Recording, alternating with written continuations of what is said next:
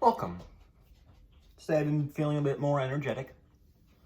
And so therefore I decided to finally put a video together. And what is this video, you may ask? Well, I'm going to do a track-by-track kind of Ralph Vieira style video for you with two albums. Putting two albums together, or rather going against each other.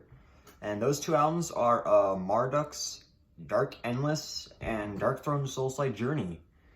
Now, why these two albums? Well, they're both very prominent names in black metal, but both started out as more death metal oriented bands. And actually, their first two albums are my favorites. Or rather, Marduk's first album and Darkthrone's first album are my favorites by them. For a plethora of reasons, which we'll get into soon. But I just want to say that, you know, there's a lot of people who kind of get on you for, you know, saying that the death metal stuff is better than the black metal stuff for some reason. You know, a lot of these elitists who think that they're just better because they like a certain music better. And, you know, if you're going to be one of those people on my video, well, I'm sorry. You just got to, you know, go somewhere else or just deal with it. Suck it up. You know, not everyone's going to give, you know, you or, you know, just go with the popular opinion. You know, everyone has their own taste and all that. And I think I'm going to get off this chair. It's a bit noisy. Yeah, sorry about that. But to start off, we have Darkness Endless with The Eye of the Funeral and Still Fucking Dead, Here's No Peace. I lumped these two tracks in together because they kind of are transitional tracks. But like that intro there, damn, like it really builds up the atmosphere and ambience. And what you're really gonna go through is a pounding, visceral death metal experience from Marduk. And that is so apparent when it goes into Here's No Peace. Very Dismember-like is what I think of when I hear this track. I instantly, you know, am reminded of Dismember, which there's a lot of this on this album, you know, because they're obviously a Swedish band, and, you know, especially like in that middle where they kind of go for the synth blare with the pounding, you know, kind of beat, you know, the very percussive stuff. I just love that. I love it all. And that's going against Chromalech, I believe it was pronounced, from Soulside Journey. And there's a lot of people who say that this album is very derivative or very uninspired, which if you were to just listen to this one track and turn it off after which, you'd believe that. That's not to say it's a bad song. In fact, it's a very great song if you're into War Master era Bolt Thrower or Leprosy era Death. You know, that's what it is. It's kind of worshiping those two things and putting it into its, you know, own song.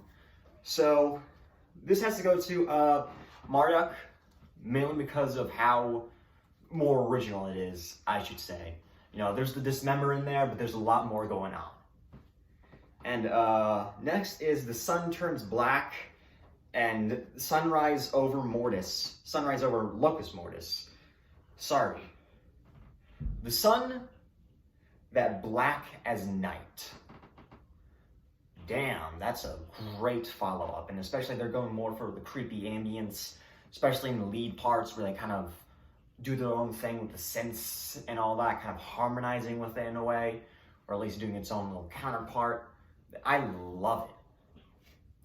But I have to give it up to Sunrise Over Locus Mortis, and that's mainly because there's a lot more going on with the guitar work. You know, it's a lot more melodically engaging. It's a lot more off-kilter and, you know, ear-catching to me. You know, and there's a lot of, you know, prog in this, oddly enough, especially in the drumming. The drumming on Soulside Journey is fantastic. You know, it's all over the place. It's doing its own thing while still being tight and rhythmically, you know, just in your face. Next up, Within the Abyss and Soulside Journey. This one was a hard one because both these, songs are very, very, very much at the same melodic, capabilities they are, if that makes any sense. Like, there's as much going on with Within the Abyss as there is the title track on Soulside Journey. But that, again, when it goes into the middle with Within the Abyss, I have to give it up to that track because, I'm just a sucker for, like, those demented leads, especially the demented synth work that they kind of pull in, to interact with the music on here. It's so, like, creepy. It gives you goosebumps, and it's so memorizing. It just implants it into your cortex to keep you coming back for more. And so now we go to the funerals seem to be endless with the mechanization of generalization and tie. Honestly, a tie. Both, like, immaculization of generalization, there might be a lot more, abrupt transitions that I'm, like, really into, and a lot more ideas and just everything all in between. But honestly, even if there's more going for immaculization of generalization, I feel like they're both equally, like, written well. Like, nothing on, like, the funeral seemed to be endless is weaker than immaculization of generalization. Like, there's no part that I could say, oh yeah, this makes me prefer it over this, or it makes me prefer it over that, or just the entirety of it. It's just equal to me. So, tie. And now, another tie. Departure from the Mortals with Neptune Towers, because, well, Neptune Towers has one of many harmonization parts that, like, Darkthrone does on this album, along with the killer drumming, especially, like, when it goes into that one particular part I was talking about, how tribalistic it tries to be, for lack of a better word. I don't know how else to describe it. But again, Departure from the Mortals, when it goes into that kind of Swedish dismember Entomb style with a more black metal edge to it, it's just, I love it. Very in your face, very unapologetic, and very, just riffs are super ultra catchy. I love it. And next we have the Black and Sepulchral Sepulchre, I believe it's pronounced. I hope I'm not butchering these song titles, but I have to give it to Darkthrone. The Black, great song, but a lot more derivative. And Sepulchral's particular, however, I don't care. I'm just gonna call it Sepulchral, just for conveniency. But there's a lot more going on, a lot more ideas implemented, and a lot, better, more original ideas, a lot more weird and twisted. This is kind of what I like about Soulside Journey, which is something that a lot of people forget about it. It's way more twisted than Leprosy. It's way more twisted than any Bolt Thrower album. It's way more proggy, way more just its own thing, which is what I really love about it. And in fact, I take it over any Death album, or hell, even any Bolt Thrower album. But that's just me. Dark Endless, and Grave with a View both have amazing intros. Very creepy, very much building up to that atmosphere and building up to bigger and better things as the songs go along. But I have to give it up to Grave with a View. Grave with a View. That intro gives me a lot more goosebumps. It gives me a lot more to look forward to than Dark Endless. And the rest of Dark Endless is great, but not nearly as much as Grave with a View, because it goes into what this album does best, which is twisted, proggy death metal, which is taking, Intuned, Bolt Thrower, Def Leprosy into a more wild direction. And now we have Holy Inquisition against Iconoclasm Swept Cappadonia. Iconoclasm Swept. I'll just call it that. And without listening to Dark Endless, Iconoclasm wins. Again, it's Soulside Journey and what it does best, making a more twisted and more original version of their influences. And that's not to discredit Holy Inquisition. It's catchy. It's definitely replayable in many, many factors.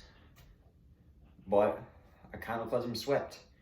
That's what I have to say. It wins. And now I'm just going to make it a bit more even by including the bonus tracks off of the Fuck Me Jesus EP that was released before Darkless Endless, which are both covers, and obviously the originals are going to win, but, well, I'll just talk about them. In Conspiracy with Satan. It's a good cover. It's definitely Marduk taking, Bathory and kind of putting it into their own more blasty, frantic style of black metal. It's great. Not much more to say about it. Woman of Dark Desires. Now, here's something I need to admit. I'm actually not a fan of the original. It's actually probably my least favorite Bathory my least favorite Bathory song out of, the first 4 albums. Just because the original just felt so toothless, and just tries to save it with the chorus, with it being triumphant, and just the riffing under it is just so bland and so... I just couldn't get into it. I just can't get into it for the life of me. No matter how many times I try listening to that album or that song, it just feels like nothing. But with Marduk's, with their style, they actually make it a lot more rememberable, a lot more punchy, a lot more, just a lot more enjoyable to me. There's a lot more going here than I could say for, the Bathory, which it probably is because of production style or production. I don't know. I just love it. But then let's get to the rest of the tracks. Nor the Silent Whispers, which is like the other tracks on there, not much, but, not much to be say. The last 2 tracks, while they are good, they're kind of like the first 2, but they're better than, not the first 2, the first one, Chromalich, probably because they were off of demo stuff, but, Eon, The Watchtower, I would say Eon's the better track, personally, out of the last 2 tracks, just because it has a lot more melodic kind of riffing in there, as opposed to kind of just, what the Watchtower does, which is just ripping off Scream Bloody Gore. There's some tracks on here that are derivative, but the other tracks more than make up for it, because, Dark Throne, as, a lot of the black metal elitists would beg to differ, on this album were kind of doing their own thing, and they escalated their originality with Goat Lord, which we should get to that another day. An amazing album, and probably their best one. Probably their best one, in my opinion, next to Soulside Journey, and the most underrated, in my opinion. Well, overall, I have to get it to Soulside Journey. It's a lot more rememberable, a lot more, creative in its arrangements, a lot more off-kilter with its structure and all that. And I love Darkless Endless, in its own way, probably as much. But it's still really hard because, I'll say this. Dark Endless is better for the catchy, more straight to the point stuff, but if you want very twisted, very much demented, more proggy style death metal, Soulside Journey is the better album. I'll say that much. Well, that was it. I hope you enjoyed that.